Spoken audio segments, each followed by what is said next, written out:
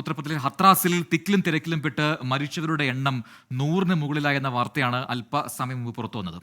150ഓളം പേർക്ക് പരുക്കേറ്റിട്ടുണ്ട്. ആധ്യാത്മിക പരിപാടിക്കിടെയാണ് ദുരന്തമുണ്ടായത്. മന്ത്രി സന്ദീപ് സിംഗ് അപകടസ്ഥലം സന്ദർശിച്ചിട്ടുണ്ട്. ദുരന്തത്തിൽ മുഖ്യമന്ത്രി പിണറായി വിജയൻ അനുശോചനം രേഖപ്പെടുത്തി. അച്യുതൻ ഹത്രാസിൽ എത്തിയിട്ടുണ്ടെന്നാണ് ഞാൻ മനസ്സിലാക്കുന്നത്. അച്യുതൻ, ഹത്രാസിൽ എത്തി അവിടെ എന്താണ് നിലവിലെ അവസ്ഥ? ഒരു വലിയ ദുരന്തം നടന്നിട്ടുണ്ട് അവിടെ. അവിടുത്തെ പ്രദേശവാസികൾ എങ്ങനെ പ്രതികരിക്കുന്നു? ഒപ്പം തന്നെ നിലവിൽ ഈ ചികിത്സയിൽ കഴിയുന്നവരുടെയൊക്കെ നില എന്താണ്?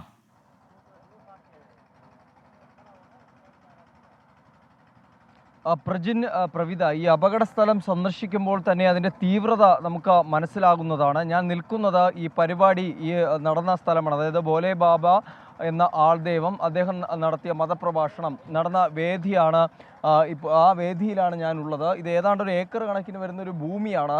ഇതിലേറ്റവും ഈ അപകടത്തെ ബാധിച്ചത് ഈ ചതിപ്പ് നിറഞ്ഞ ഒരു ഭൂമിയായി തന്നെ ഇത് കാണേണ്ടതുണ്ട്. കാരണം ഒരുപാട് ചെളിക്കെട്ടുകൾ, മഴ പെയ്തിരുന്നൊരു സാഹചര്യം ആയതുകൊണ്ട് തന്നെ ചെളിക്കെട്ട് രൂപപ്പെട്ടിട്ടുള്ള ഒരു പ്രദേശമാണ്. ഞാൻ ഈ നിൽക്കുന്ന ഇപ്പോൾ ദൃശ്യങ്ങളിൽ കാണുന്ന ഭാഗത്താണ് ഈ പരിപാടി നടന്നത്.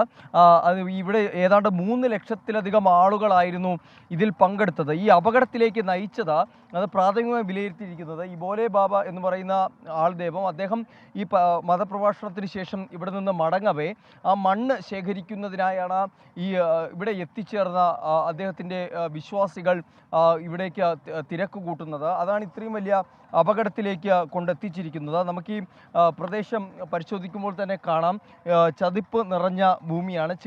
പലയിടങ്ങളിൽ ചെളിക്കെട്ടാണ്. ഇതിൽ മറ്റൊന്ന്, ഇവിടെ NDRF സംഘവും ഇപ്പോൾ എത്തിച്ചേർന്നിട്ടുണ്ട്. NDRF സംഘത്തിൻ്റെ നേതൃത്വത്തിലും ചില പരിശോധനകൾ നടക്കുന്നുണ്ട്. പലരും അല്പം മുൻപും പല ആളുകളെയും, അതായത് അവരുടെ ബന്ധുക്കളെ തേടി കാണാനില്ല എന്ന് പറഞ്ഞുകൊണ്ട് ഇവിടെ എത്തിച്ചേർന്നിട്ടുണ്ട്.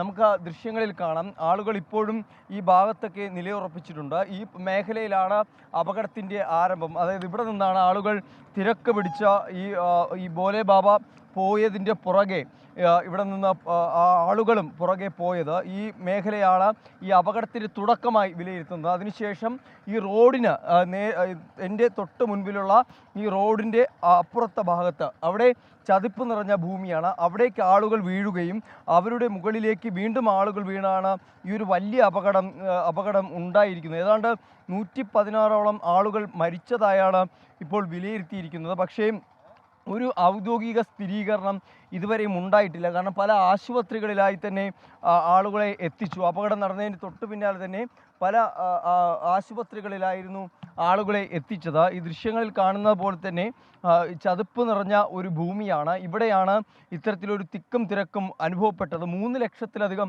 ആളുകൾ പങ്കെടുത്തിരുന്നു. ഇദ്ദേഹം കോവിഡ് സമയത്ത് ഈ ഭോലെ ബാബ എന്ന് പറയുന്ന ആൾദൈവം സംഘടിപ്പിച്ച പരിപാടി അന്ന് വിവാദം സൃഷ്ടിച്ചിരുന്നു. കാരണം അന്ന് നിരവധി ആളുകൾ ഇദ്ദേഹത്തിനെ കാണുവാനായി എത്തിച്ചേർന്നതും കോവിഡ് സമയത്ത് നിയന്ത്രണം നിൽക്കുന്ന ഘട്ടത്തിലാണ് അത്തരമൊരു സാഹചര്യം ഉണ്ടായത്. അന്ന് അതോടുകൂടിയാണ് ഇദ്ദേഹം കൂടുതൽ ശ്രദ്ധ നേടുന്നത്. പല ഇടങ്ങളിലായി തന്നെ ഇദ്ദേഹം മതപ്രഭാഷണങ്ങൾ ഉത്തരേന്ത്യയിൽ നടത്താറുണ്ട്. ഈ ഛത്തീസ്ഗഡ് ആയാലും ഹരിയാന, പഞ്ചാബ്, അതുപോലെ തന്നെ ഞാൻ നിൽക്കുന്ന UP ആയിരുന്നാലും ഇവിടെയെല്ലാം ഇദ്ദേഹം ഇതുമായി ബന്ധപ്പെട്ട പരിപാടികൾ സംഘടിപ്പിക്കാറുണ്ട്. നമുക്ക് ദൃശ്യങ്ങളിൽ കാണാം, ഇവിടെ വന്ന ആളുകളുടെ ചെരുപ്പുകൾ, അവരുടെ കയ്യിലിരുന്ന ബാഗുകൾ അടക്കമുള്ള കാര്യങ്ങൾ ഇവിടെ ചിതറിക്കിടക്കുന്നത് കാണാം. ആ സംഭവത്തിൻ്റെ ഒരു തീവ്രത അത് ഇവിടെ നിൽക്കുമ്പോഴാണ് മനസ്സിലാകുന്നത്. ഏതാണ്ട് ഉച്ചയോടുകൂടിയാണ് ഇത്തരം ഒരു സംഭവം ഉണ്ടാകുന്നത്. ഈ മരിച്ചതിൽ കൂടുതലും സ്ത്രീകൾ എന്നാണ് നമുക്ക് മനസ്സിലാക്കാൻ കഴിയുന്നത്. കാര്യം അത്തരം വിവരങ്ങളാണ് ലഭിക്കുന്നത്. ഞാനിപ്പോൾ ഉള്ളത് ഈ റോഡ്, നമുക്ക് ഈ റോഡുകളിൽ ദൃശ്യങ്ങളിൽ കാണാം, ഇവിടെ എല്ലാം ഈ ആളുകളുടെ ചെരുപ്പുകൾ, കുട്ടികളുടെ ചെരുപ്പുകൾ അടക്കം ഇവിടെ ഇപ്പോഴും ഇവിടെ വന്ന ആളുകളുടെ അവരുടേതായ സാധനങ്ങളാണ് ഇവിടെ എല്ലാം ഈ ചിന്നിച്ചിതറി കിടക്കുന്നത്. അച്യുതൻ, ഈ സാധാരണഗതിയിൽ ഈ സ്റ്റാമ്പീഡ് ദുരന്തങ്ങൾ ഉണ്ടാകുന്ന സമയത്തൊക്കെ സംഭവിക്കുന്നത് പോലെ തന്നെ, അതായത് കൃത്യമായൊരു നിയന്ത്രിക്കാൻ ആൾക്കാരില്ലാത്തൊരവസ്ഥ, ഒരുപാട് പേർ ഒരുമിച്ച് ഒരു ചെറിയ സ്ഥലത്തേക്ക് വരുമ്പോൾ സംഭവിക്കുന്ന ദുരന്തം, അതാണ് ഇത്രയും പേരുടെ ജീവനെടുത്ത്. നമ്മുടെ കുസാറ്റിലൊക്കെ നടന്ന ദുരന്തം നമുക്കറിയാം. അതിൻ്റെ ആഘാതം എത്രമാത്രം ഉണ്ടെന്ന് നമുക്ക് നേരിട്ട് കണ്ട് മനസ്സിലാക്കിയിട്ടുണ്ട്. പക്ഷേ ഇതിപ്പോൾ മരണസംഖ്യ 100-ന് മുകളിലാണ്. ഒരുപക്ഷെ മരണസംഖ്യ ഉയർന്നേക്കാം എന്നുള്ള വാർത്തകളും വരുന്നു. അപ്പോൾ അങ്ങനെ നിയന്ത്രിക്കാനൊന്നും ആരും അവിടെ ഉണ്ടായിരുന്നില്ല എന്നാണ് മനസ്സിലാക്കേണ്ടത്. തീർച്ചയായിട്ടും പ്രശ്നം അത് തന്നെയാണ് ഉയരുന്ന ആരോപണം. കാരണം 3 ലക്ഷം ആളുകൾ പങ്കെടുത്ത ഒരു ഇടം, അവിടെ ഈ കൃത്യമായ നിയന്ത്രണങ്ങൾ, അതായത് ഈ തിരക്ക് നിയന്ത്രിക്കുന്നതിന് വേണ്ട സംവിധാനങ്ങൾ സ്വീകരിച്ചിരുന്നില്ല.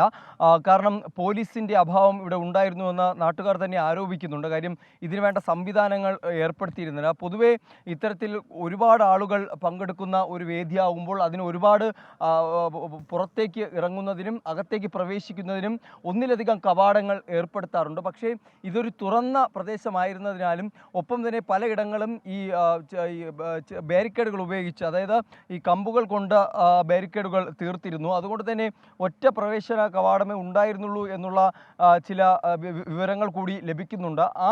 ഭോലെ ബാബ എന്ന് പറയുന്ന ആ ആൾദൈവം, അദ്ദേഹം പുറപ്പെട്ടതിന് പിന്നാലെ അദ്ദേഹത്തിൻ്റെ പുറകിലേക്കായിരുന്നു ഈ തിരക്ക് കൂട്ടി ഇവിടെ ഉണ്ടായിരുന്ന വിശ്വാസികൾ പാഞ്ഞടുത്തത്.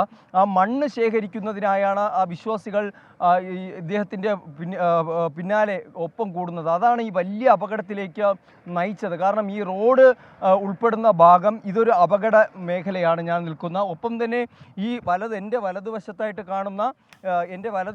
കാണുന്ന ഈ ഒരു പാടം, ചതുപ്പ് നിറഞ്ഞ ഈ പാടം, ഇതാണ് യഥാർത്ഥമായിട്ട് അധികം മരിച്ച ആളുകളെ കണ്ടെടുത്ത ഒരു ഭാഗമാണ് ഈ ചതുപ്പ് നിറഞ്ഞ ഈ ഭാഗം. ഇവിടെയാണ് ഈ നിരവധി ആളുകളുടെ മൃതദേഹങ്ങൾ ഇവിടെ നിന്നാണ് എടുത്തതും ആശുപത്രികളിലേക്ക് മാറ്റിയത്. ഈ കാണുന്നതാണ് ഏറ്റവും കൂടുതൽ അപകടം സംഭവിച്ച ഒരു ഭാഗം. കാര്യം ഇവിടെ നമുക്ക് കാണാൻ കഴിയും, ഈ ആളുകൾ ചവിട്ടിയതിൻ്റെയും ഒക്കെ പാടുകൾ ഈ ദൃശ്യങ്ങളിൽ വ്യക്തമാണ്. ഈ റോഡും അതുൾപ്പെടുന്ന ഈ മേഖലയാണ് കൃത്യമായി അപകടം നടന്ന മേഖലയായി വിലയിരുത്തിയിട്ടുള്ളത്. NDRF സംഘത്തിൻ്റെ മുതിർന്ന ഉദ്യോഗസ്ഥർ ഇവിടെ എത്തിയിരുന്നു. അവർ പരിശോധന നടത്തിയിട്ടുണ്ട്. അല്പം മുൻപെയാണ് ആ സംഘം ഇവിടെ നിന്ന് മടങ്ങിയത്. ഒപ്പം തന്നെ മുഖ്യമന്ത്രി യോഗി ആദിത്യനാഥ് നിയോഗിച്ച അന്വേഷണ സംഘവും ഇവിടെ എത്തി പ്രാഥമിക വിവരം ശേഖരിച്ചിട്ടുണ്ട്. എന്തായാലും നിലവിൽ ഇതുമായി ബന്ധപ്പെട്ട അന്വേഷണം നടത്തുമെന്നുള്ളതാണ് സർക്കാർ തന്നെ അഭിപ്രായപ്പെട്ടിരിക്കുന്നത്. പക്ഷേ ഒരു വിശ്വാസത്തിൻ്റെ പേരിൽ അതിദാരുണമായ ഒരു സംഭവമാണ് ഈ ഹത്രസിൽ തീർച്ചയായിട്ടും എന്തായാലും കൂടുതൽ വിവരങ്ങൾ ശേഖരിക്കുക, അടുത്ത ബുള്ളറ്റിനിൽ അത് പ്രേക്ഷകരിലേക്ക് എത്തിക്കുക. എങ്ങനെയാണ്, ഏത് രീതിയിലാണ് അന്വേഷണം, അപ്പോൾ എങ്ങനെയാണ് ഈ അപകടം യഥാർത്ഥത്തിൽ ഉണ്ടായത്, അതിന്റെ കൂടുതൽ വിശദാംശങ്ങൾ ലഭിക്കുമെങ്കിൽ അതും ശേഖരിച്ച് പ്രേക്ഷകരിലേക്ക് എത്തിക്കുക. നിരവധി പേർക്ക് പരുക്കേറ്റിട്ടുണ്ട്. അവരുടെ ആരോഗ്യനില എങ്ങനെയാണെന്ന് കൂടി അറിയണം. എന്തായാലും അച്യുതൻ അവിടെ ഹത്രാസിൽ തുടരുന്നുണ്ട്. കൂടുതൽ വിശദാംശങ്ങൾ നമുക്ക് വരും മണിക്കൂറുകളിൽ ലഭ്യമാകുമെന്നാണ് പ്രതീക്ഷിക്കുന്നത്.